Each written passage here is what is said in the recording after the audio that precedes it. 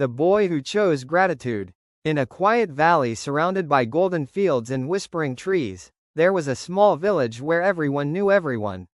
Life there was simple, farmers tended their crops, children played by the river, and the scent of freshly baked bread drifted through the air each morning.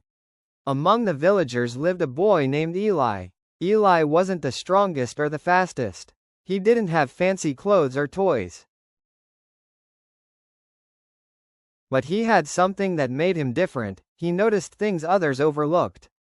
He noticed how the morning dew sparkled like tiny diamonds on the grass, how the wind carried the smell of rain before a storm, and how his mother's tired hands still found the strength to braid his hair each morning.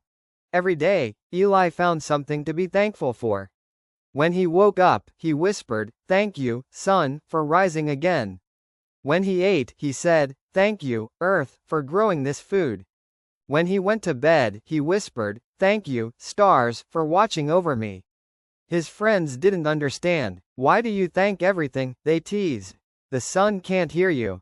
The stars don't care." Eli would just smile and say, "Maybe they don't need to hear me. Maybe I just need to remember how lucky I am." One summer, dark clouds began to gather over the valley. The rains came, not gentle, life-giving rains, but fierce storms that tore through the fields.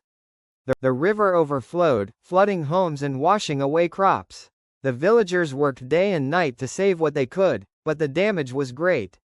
When the storm finally passed, the village was quiet. The fields were muddy and bare. The people were tired and afraid. "We've lost everything," they said. "How will we survive?" But Eli, standing in the middle of the ruined fields, looked around and whispered, "Thank you." The villagers stared at him in disbelief. "Thank you? For what?" Eli pointed to the sky. "The storm is over. The sun came back." He pointed to the ground. "The soil is wet, it can grow again." Then he looked at the people around him. "And we still have each other." At first, no one said anything. But that night, when the villagers gathered to share what little food they had left, someone said, "I'm thankful for this warm fire." Another added, "I'm thankful for my neighbors." Soon, one by one, everyone found something to be grateful for, even in their loss. Days turned into weeks. The villagers began to rebuild. They planted new seeds, repaired their homes, and helped one another. And every evening, Eli would lead them in a small moment of thanks, for the rain, for the harvest, for the laughter that slowly returned to their lives. Years later, when the valley was green again and the children played in the fields, people still remembered that storm, but they didn't talk about the destruction.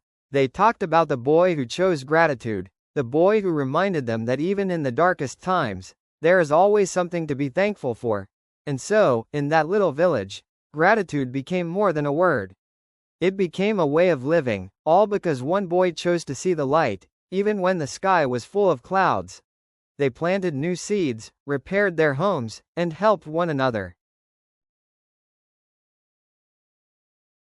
Moral of the story: gratitude can transform even the poorest circumstances into powerful opportunities.